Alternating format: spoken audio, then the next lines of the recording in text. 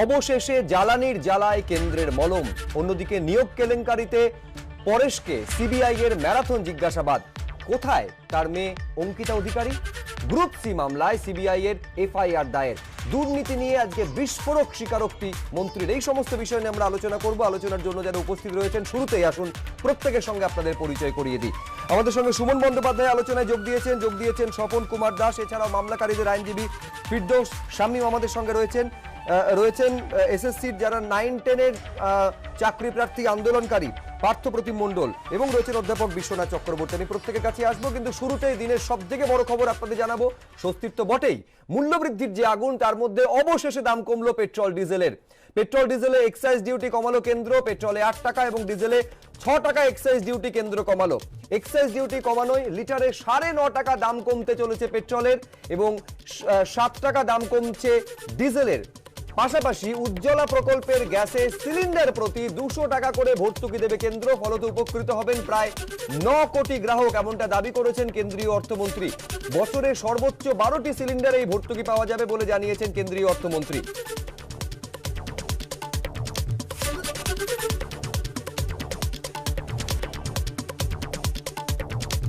আমি এই নিয়ে আলোচনায় আসবো, অবশ্যই সুমন বন্দ্যোপাধ্যায়ের কাছে আসবো। কোথায় কত টাকা কমানো হচ্ছে এবং তার ফলে এক্সাইজ ডিউটি কত কমানো হচ্ছে সুমন দা, এবং তার ফলে পেট্রোল ডিজেলের দাম কত কমছে, একেবারে সেই পরিসংখ্যান তুলে দিয়েছেন কেন্দ্রীয় অর্থমন্ত্রী।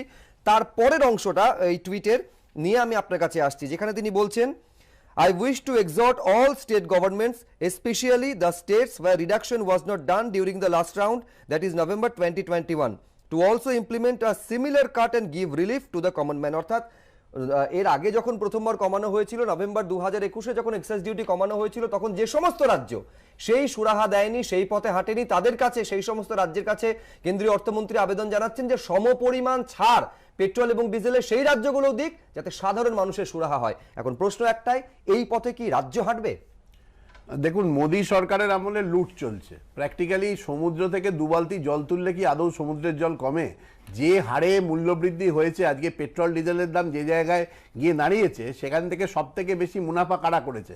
17 লক্ষ কোটি টাকা কেন্দ্রীয় সরকার এখান থেকে ইনকাম করেছে। ফলে খুব স্বাভাবিকভাবে এই প্রশ্নটা তো খুব স্বাভাবিক যে কেন্দ্রীয় সরকার হচ্ছে এই গোটা পরিকল্পনা থেকে তারা ওই দাম বৃদ্ধি থেকে টাকাটা তারা তুলে নিয়েছে।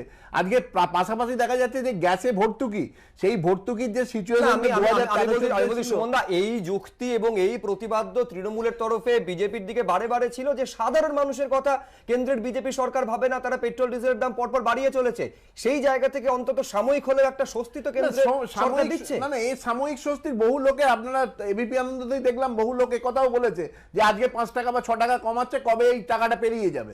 মানে এটাও তো কোনো ব্যাপার না যে এইটা কোনো স্বস্তির ব্যাপার না, এটা সাময়িক একটা রিলিফ হয়তো দেওয়ার তারা চেষ্টা করেছে। আমরা তো দেখেছি যে আসলে এইটা হচ্ছে যে নির্বাচন চলাকালীন যখন ইউপির ইলেকশন বাকি ছিল, দীর্ঘদিন ধরে এই দামটাকে আটকে রাখা হয়েছিল একটা জায়গাতে। তারপর থেকে আমি স্বপন দাসের কাছে আসবো। এই যুক্তি বিরোধীদের তরফে একেবারে সমবেতভাবে দেওয়া হচ্ছে যে প্রথমে 10 টাকা দাম কমানো হলো গত 2 মাসে, তারপর 9.5 টাকা কমানো হচ্ছে। সাধারণ মানুষকে বোকা বানানোর তো একটা লিমিট থাকে, এইটা হচ্ছে বিরোধীদের যুক্তি। না, সুমনদা তো ঠিক কথাই বলেছে। প্রথমে 10 টাকা বাড়ানো হলো, তারপর এখন 9.5 টাকা কমানো হচ্ছে। না, আমি তো বলছি সুমনদা জনগণের স্বার্থে, জনগণের জন্য, জনগণের উপলক্ষে যে কথাটা বলেছেন, আমি তো বলবো পশ্চিমবাংলার জনদরদী সরকার, দুয়ারের সরকার, তারা এই পশ্চিমবাংলার 10 কোটি মানুষের স্বার্থে অন্তত তারা যে ভ্যাট নেয় ডিজেল পেট্রোল থেকে, অন্তত 10 টাকা 15 টাকা তারা কমিয়ে দেবেন। কাল থেকে আমরা নিশ্চয়ই এই ঘোষণাটা দেখতে পাবো। তাহলে 15 আর 10 টাকা যদি পেট্রোলের দাম কমে যায়, তো 25 টাকা দাম কমবে। তো আমরা 25 টাকা দাম কমলে আমার মতো প্রত্যেকটা মানুষ যারা গাড়ি চড়ে বা বিভিন্ন কারণে যাদের পেট্রোল দরকার হয়, বা যাদের গাড়ির জন্য ডিজেল দরকার হয়, বা বিভিন্ন কাজে যে ডিজেল পেট্রোলটা লাগে, তার দামটা কমে যাবে। আর যেই দামটা কমে যাবে, অটোমেটিক্যালি জিনিসপত্রের দাম বৃদ্ধির একটা মূল কারণ এই ডিজেল পেট্রোলের দাম বৃদ্ধি। এবং আমি পরশুদিন থেকে আলু অন্তত বাজারে 20 টাকাতে কিনতে পারবো, প্রত্যেকটা সবজি আমি অন্তত 20% 25% কমে কিনতে পারবো, এটা আশা করছি।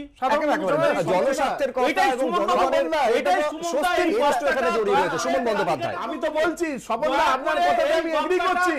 রাজ্য সরকার অলরেডি ঘোষণা করেছে, মুখ্যমন্ত্রী ঘোষণা করেছে যে 97,000 কোটি টাকা থেকে পাও না। এই এই রাজ্য 97,000 সরকার কোটি টাকা কেন্দ্র আর এই পশ্চিমবঙ্গে দিয়ে দিন। এই রাজ্য এবং সরকার আমরা নেয়নি। খুব চাই যে এই মানুষের ডিজেল পেট্রোল থেকে মানুষের আপনারা স্বস্তির জন্য ভ্যাটের পেট্রোল ডিজেলের উপর দাম কমানো দিয়ে উচিত। আপনারা নেননি। আজকে পাইকারি মূল্য আপনারা বৃদ্ধি নেননি, কোন আপনারা- জায়গায় গেছে? আপনারা গত নিয়েছেন কিনা 25 সেটা বছরে বলুন। সর্বোচ্চ। আপনি বলুন, মোদী আপনারা নিয়েছেন সরকার কিনা? ভারতবর্ষের আপনারা অর্থনীতিতে নিয়েছেন লুট কিনা এটা চালাচ্ছে। বলুন। কেন্দ্রীয় গোটা সরকার কি ভারতবর্ষের নিয়েছে অনেক অর্থনীতিতে হিসাব মোদী হবে। সরকার আপনারা রাজ্য লুট সরকার চালাচ্ছে। নিয়েছেন কিনা সেটা সেই বলুন। লুটের আগে বলুন, রাজ্য কেন্দ্রের সরকার এই নিয়েছে এক্সাইজ কিনা? ডিউটিতে কিছুটা ছাড় দেওয়ার পর আসলে সাধারণ মানুষের কথা জনদরদি কে তা নিয়ে কিন্তু রাজনৈতিক চাপানুতো সেটাও থেমে নেই। আমি এখানে একবার শোনাতে চাইবো যে তৃণমূলের রাজ্য সহ সভাপতি জয়প্রকাশ মজুমদার তিনি কিভাবে কটাক্ষ করছেন একেবারে কেন্দ্রের বিজেপি সরকারকে, পাল্টা শ্রমিক ভট্টাচার্য বিজেপি রাজ্য মুখপাত্র কি তার জবাব দিচ্ছেন পরপর দেখুন। হ্যাঁ, যে কোনো মানুষের স্বার্থে যে যে সিদ্ধান্তই হোক না কেন সেটা তো নিশ্চয়ই ওয়েলকাম স্টেপ মানুষের স্বার্থে, কিন্তু এই ওয়েলকাম স্টেপের জায়গায় কয়েকটি প্রশ্ন কিন্তু খুব সিরিয়াসলি উঠে আসছে। সেটা একটা হচ্ছে যে আমি জিনিসপত্রের দাম বা পেট্রোলের দাম 40 টাকা বাড়িয়ে 5 টাকা কমিয়ে দিই যদি, তাহলে তার মধ্যে কতখানি সদিচ্ছা আছে আর কতখানি আছে মানুষকে ঠকানোর চেষ্টা। প্রথমেই অভিনন্দন জানাচ্ছি, ধন্যবাদ জানাচ্ছি, কৃতজ্ঞতা জানাচ্ছি দেশের প্রধানমন্ত্রী নরেন্দ্র দামোদর দাস মোদীকে।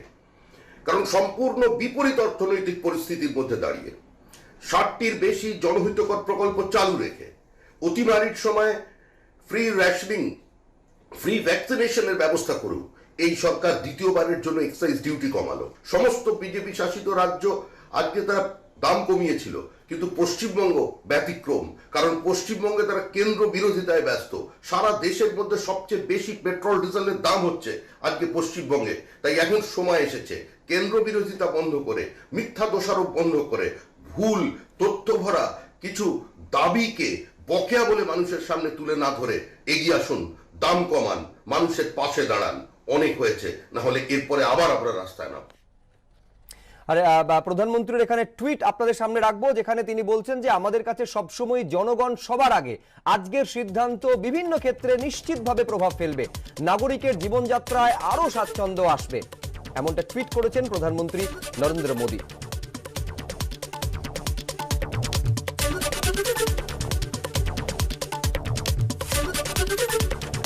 আমি বিশ্বনাথ চক্রবর্তীর কাছে আসবো। বিশ্বনাথ, পেট্রোলের দাম, পেট্রোল ডিজেলের মূল্য বৃদ্ধি এ নিয়ে এক রাজনৈতিক চাপানুতর, যদি দাম বাড়ে তো অবশ্যই সে রাজনৈতিক চাপানুতর হয় এবং দাম কমার ক্ষেত্রেও দেখেছি রাজনৈতিক চাপানুতর 1-6 কমেন। আমি বলছি বনাম কেন হবে, রাজ্য বনাম কেন্দ্র এরকম একটা পরিস্থিতি কেনই বা তৈরি হবে বিশ্বনাথ, যেখানে সাধারণ মানুষের ভালো থাকা, সাধারণ মানুষের সুখ স্বাচ্ছন্দ্য জড়িয়ে রয়েছে? দেখো, খুব দুঃখের হলেও বলতে হয় যে যখন আমরা বাজার অর্থনীতির কথা বলছি তখন পেট্রোল ডিজেলের উপরে কিন্তু কেন্দ্র বা রাজ্য সরকার রাজনৈতিক হস্তক্ষেপে কখনো কমাচ্ছে, কখনো বাড়াচ্ছে এবং তার বেনিফিটটাও রাজনৈতিকভাবে তারা ব্যবহার করছে।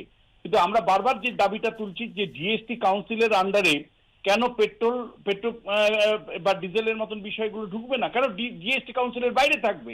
মানে আমার প্রশ্ন হচ্ছে, বাজার অর্থনীতিতে তো সবকিছু নির্ধারণ হওয়ার কথা কোনো ইম্পার্শিয়াল এজেন্সির মাধ্যমে, যে দাম কি হবে, না বাড়বে না কমবে।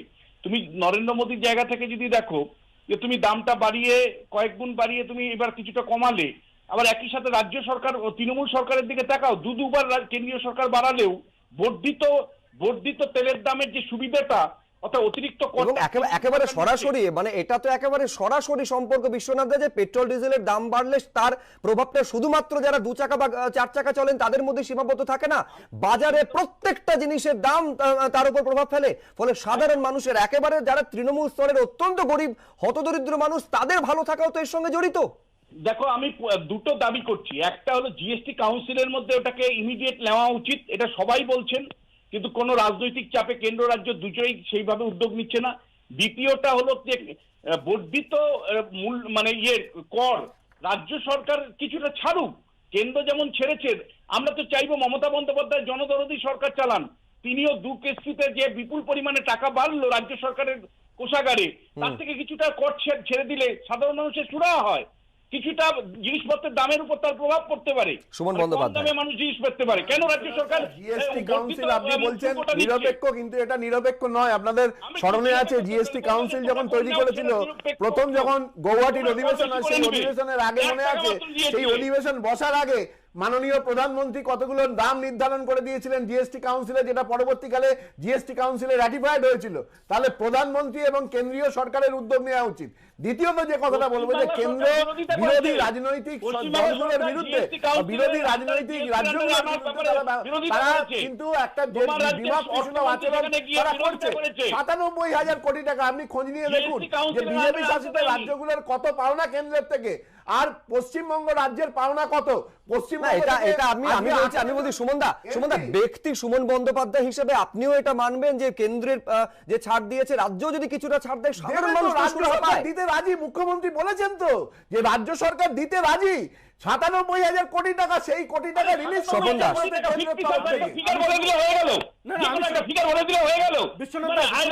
৩৪,০০০ কোটি টাকার দাবি করেছি, ওটা দেয়নি। ৩৪,০০০ কোটি টাকা তো ৯৮,০০০। আরে বিশ্বনাথ দা, আপনি কার পক্ষে লড়াই করছেন? কার পক্ষে লড়াই করছেন? জনগণের হয়ে? আপনি তো বিজেপির হয়ে লড়াই করছেন। আপনি বিজেপির হয়ে কথা বলছেন। আজকে ৯৭,০০০ কোটি টাকা সেইটা ডিস্ট্রিবিউশন করে লিস্ট আমাদের কাছে আছে। বললে আমি দেখিয়ে দিতে পারি যে ৯৭,০০০ কোটি টাকা সেই কোটি টাকা হিসাব করতে হবে না। আজকে ১০০ দিনের কাজের টাকা পর্যন্ত কেন্দ্রীয় সরকার আজকে দিচ্ছে না। রাজ্যের স্পেশাল ফান্ডের ব্যবস্থা করে ১০০ দিনের কাজের টাকা সেই দরিদ্র মানুষদের হাতে তুলে দিতে হচ্ছে। রাজ্যের অবস্থানে, রাজ্য থেকে রাজ্যের দুরবস্থার কথাটা ভাবুন। আজকে ১৮ জন এমপি রাজ্য থেকে, তারা কেন কেন্দ্রীয় সরকারের কাছে গিয়ে বলছে না এই ডিউটি দেওয়ার জন্য? এখন বিষয়টা হচ্ছে যে কোনো ব্যক্তি তিনি যে কোনো রাজনৈতিক দল করতে পারেন, শাসক দল করতে পারেন, বিরোধী দল করতে পারেন, রাজনীতি নাও করতে পারেন, কিন্তু এই মূল্যবৃদ্ধির মধ্যে তো তাকেও সেই জাতাকল দিয়ে পড়তে হয়। ফলে সেই মানুষটা সুরাহা কোন পথে হবে? আমি অবশ্যই স্বপনদের কাছে আসবো, তবে তার আগে সৌগত রায়, তৃণমূল সাংসদ, তিনি কি বলছেন দেখুন। সাবস্ট্যান্সিয়াল রিডাকশন দরকার করা পেট্রোল এবং ডিজেলে, সেটা ওরা অবশেষে করলো। সাবস্ট্যান্সিয়াল নয়, যথেষ্ট নয়, কিন্তু তাও যেটুকু কমালো তাতে কিছুটা রিলিফ হবে। কিন্তু যেভাবে মুদ্রাস্ফীতি বাড়ছে তাতে এইটুকু কমিয়ে মুদ্রাস্ফীতি নিয়ন্ত্রণ করা যাবে না। গ্যাসের ক্ষেত্রে যাদের উজালা কানেকশন দিয়েছিল তারা তো গ্যাস নিতেই পারছিল না, তাদের অবশেষে ২০০ টাকা ছাড় দেওয়া হয়েছে। কিন্তু এখনও তারা যেভাবে গ্যাসের দাম গত ২-৩ মাসে বেড়েছে, এখনও উজালা কানেকশনের লোকরা গ্যাস নিতে পারবে বলে আমার মনে হয় না। সুতরাং কেন্দ্র আজ যতটা পারে কমাক, আরও রাজ্যগুলোর ওপর চাপিয়ে লাভ নেই, তার কারণ রাজ্যগুলোর ফ্লেক্সিবিলিটি কম, ওদের আয়ের সূত্র কম। তৃণমূলের বক্তব্য, সিন্ধুতে বিন্দু সমস্বস্তি। স্বপনদা, প্রথম কথা বলি, আমাদের ঠিক পাশের রাজ্য, সেটা বিজেপি শাসিত রাজ্য নয়। ঝাড়খণ্ড মুক্তি মোর্চা, কংগ্রেস, জেডি এবং আরজেডি এদের সরকার, সেখানে তারা অলরেডি ১১ টাকা ডিজেল পেট্রোলের দাম তারা কমিয়েছিল আগেই।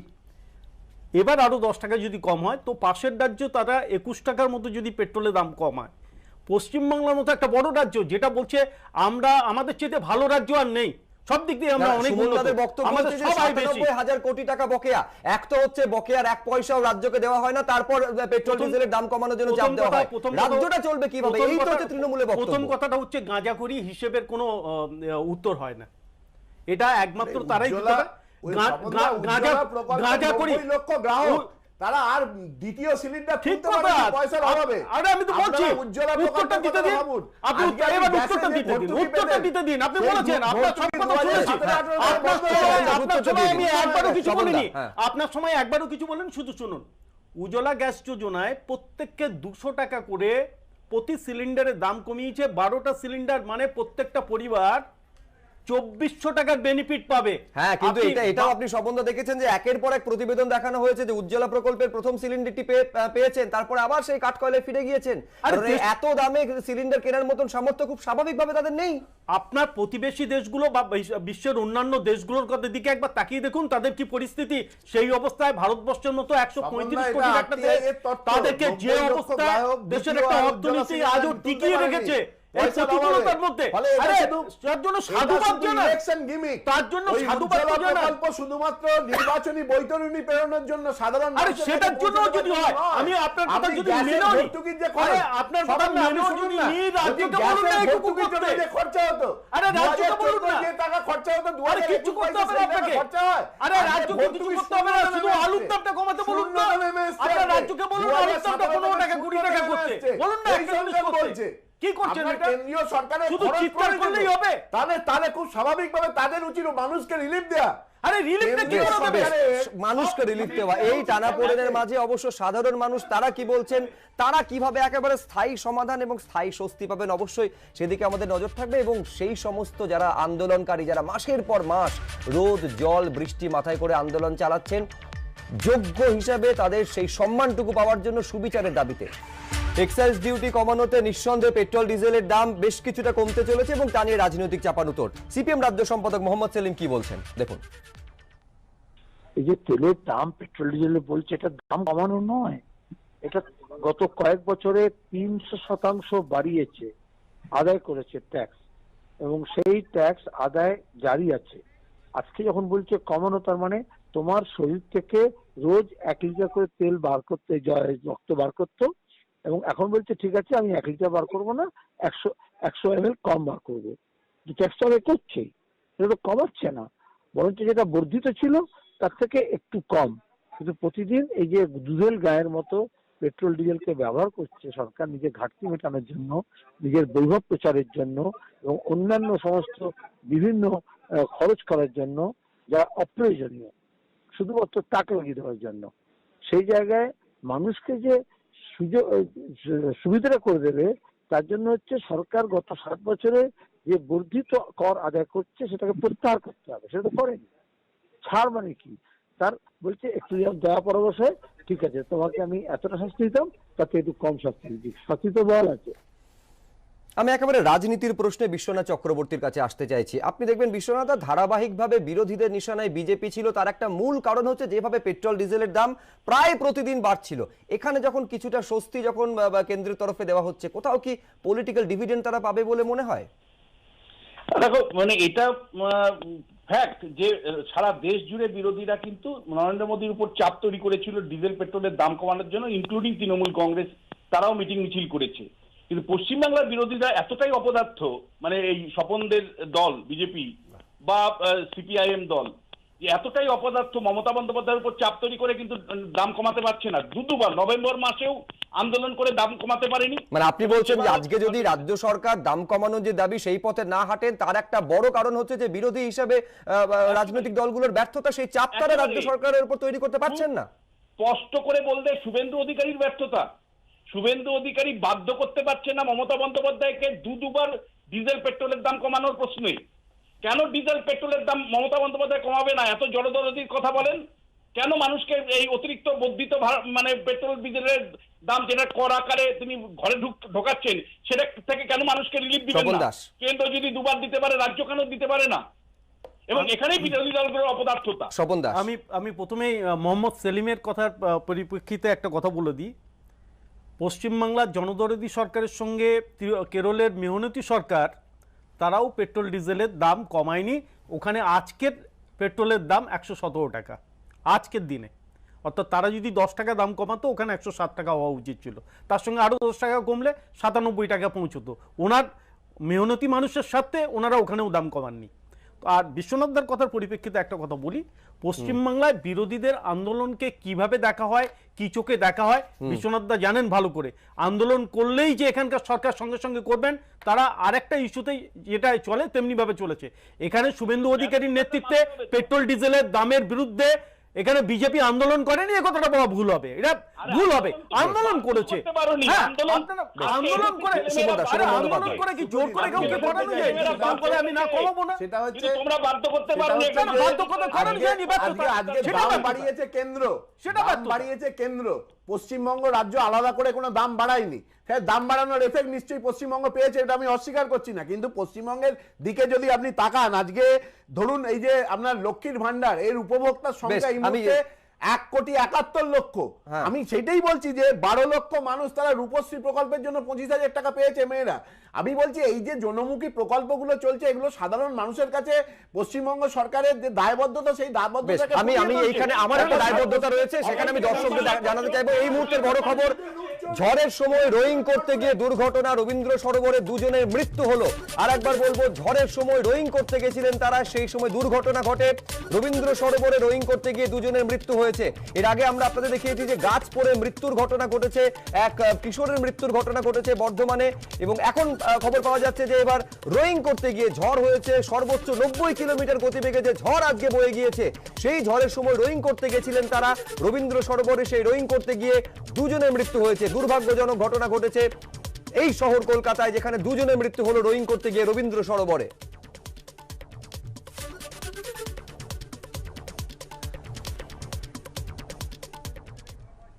আরেকবার আপনাদের বলবো, পরপর মৃত্যুর খবর আসছে। এর আগে আমরা দেখিয়েছিলাম যে বর্ধমানে ঝড়ের সময় গাছ পড়ে কিভাবে এক কিশোরের মৃত্যু হয়েছে, সেই মৃত্যুর খবরের রেশ কাটতে না কাটতে ফের দুজনের মৃত্যুর খবর পাওয়া যাচ্ছে। এই ঘটনা ঘটেছে রবীন্দ্র সরোবরে, যে সময় ঝড় বয়ে যাচ্ছে, সর্বোচ্চ 90 কিলোমিটার বেগে এই ঝড় বয়েছে, ঠিক সেই সময় তারা রোয়িং করতে গেছিলেন রবীন্দ্র সরোবরে, সেই সময় দুজনের মৃত্যু হয়েছে।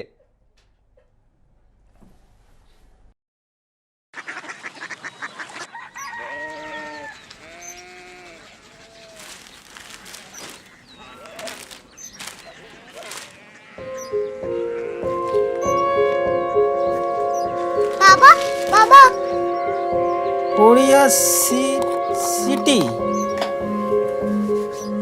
জানি না।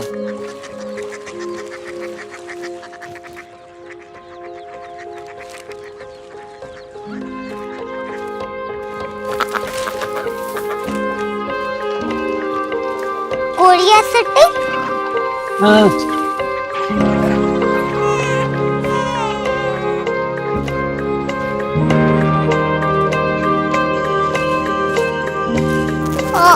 कोरिया सिटी कहाँ पे है? शहर अंग्रेजी लगे हैं।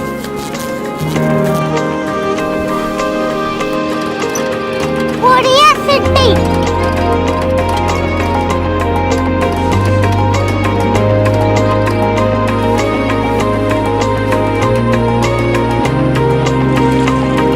वो बहुत दूर है।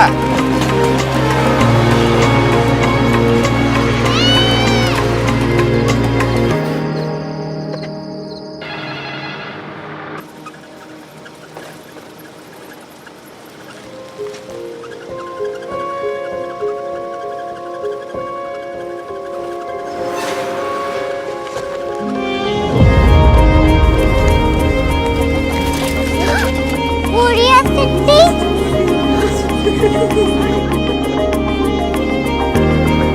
दुनिया को नहीं, कुछ लोग बड़े होते हैं। कोरिया सिटी कहाँ है? प्रोफेसर साहब को पता होगा। हो, ये छोटा वाला ग्लोब लगता है और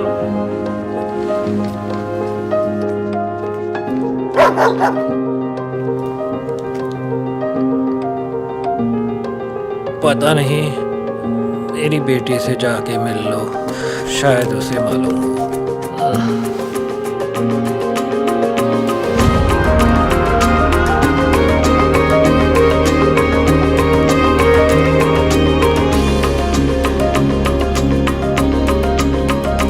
हाय, बाबा ने भेजा है। Come here. Korea city Korea city नहीं, क्यूरियोसिटी। वो क्या? That's what brought you here, जो तुम्हें यहाँ तक ले आया। क्यूरियोसिटी